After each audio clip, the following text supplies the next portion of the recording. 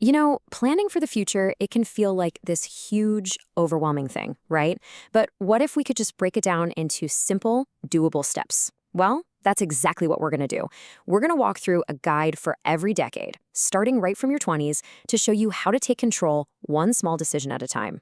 In this quote from the National Institute on Aging, man, it really hits the nail on the head. See, planning isn't about expecting the worst to happen. Not at all. It's about preparing for peace of mind. It's such a simple idea, but it has a massive impact. So let's see how we can actually put it into practice.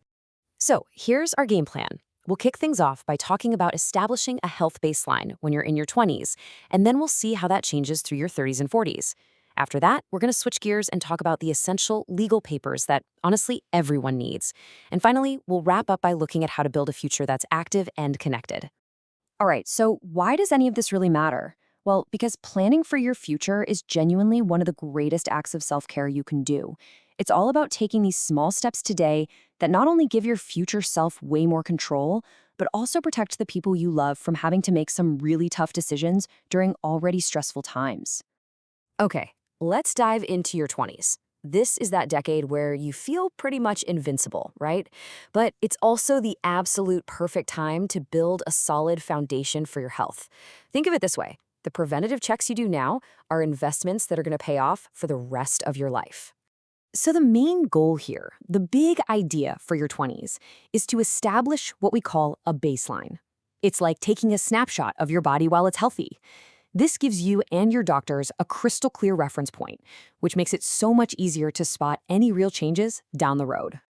And the checks you start with are actually pretty simple. We're talking about checking hormones and your basic metabolism to get a handle on your energy levels. Then there's screening for blood sugar and cholesterol, just to catch any early risks. And a complete blood count kind of ties it all together, giving you a really broad overview of your internal health. All right, fast forward to your 30s. This is where the focus starts to shift a little bit. For a lot of us, this is a super demanding decade. More stress, longer work hours, and all that can lead to health risks that just kind of creep up silently.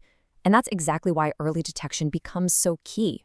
The focus now is really on catching those subtle ways a busy, stressful lifestyle can affect your body. We want to find any small metabolic changes early on just to make sure everything's running smoothly, even when it feels like life is pulling you in a million different directions at once. So the checkups, they get a bit more comprehensive. We add things like vitamin D for energy and bone health, and we introduce some baseline cancer screening markers.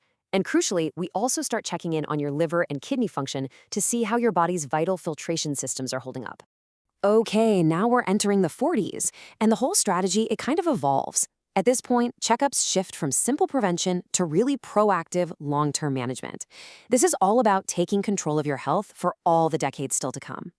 The name of the game now is comprehensive monitoring. In your 40s, health is less about how you feel day to day and way more about the measurable data. That information is the key to managing long-term risks and hopefully preventing chronic diseases before they even get a chance to start. So the tests, they get even more specific. We're looking at things like HbA1c, which gives you a long-term picture of your blood sugar control, not just a single snapshot. We're adding in consistent blood pressure monitoring and dedicated screenings for your cardiovascular health. It's all about staying ahead of the curve with consistent, data-driven insights. Okay, let's switch gears for a minute.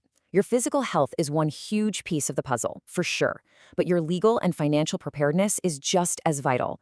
And this isn't just something for later in life. This is about being ready for the unexpected, no matter what age you are. First on the list, the will. Just think of it as the instruction manual for all your stuff after you're gone. It makes sure your property and your money go exactly where you want them to. And here's the thing, without a will, the state decides for you. And trust me, their choices might not be what you would have wanted. And then there's the living will. Now this is totally different. This document literally speaks for you when you can't. It's what's called an advance directive, and it spells out your wishes for medical treatment, making sure your choices are respected if you're ever unable to communicate them yourself. Okay, next up are two super important documents that honestly get mixed up all the time. On one hand, you have a durable power of attorney for finances. That names someone to handle your money if you can't. On the other hand, you have one for healthcare. That names a person to make medical decisions for you. Simply put, one is for your wealth, the other is for your health. and it is absolutely crucial to have both. So, what do you actually need to pull together? Just think in three simple categories: your personal papers, like your birth certificate, your financial documents, like bank info and your will, and your health directives, like your living will.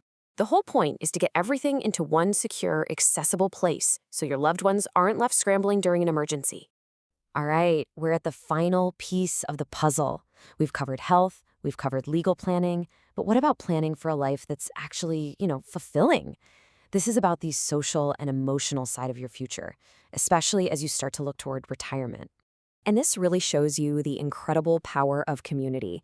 Staying connected does wonders for your mental health, it expands your social network, it gives you a renewed sense of purpose, and it fills your life with positive, meaningful activities. It's really an essential ingredient for a happy retirement. There's this quote I really love. It says, "Retirement is often compared to a door that opens a new chapter in life." I just think that perfectly frames retirement, not as an ending, but as a brand new beginning, just filled with potential and all kinds of opportunity. So I want to leave you with a question. After everything we've talked about, from health checks to legal documents to social connection, what is one small, totally manageable step you can take today for your future?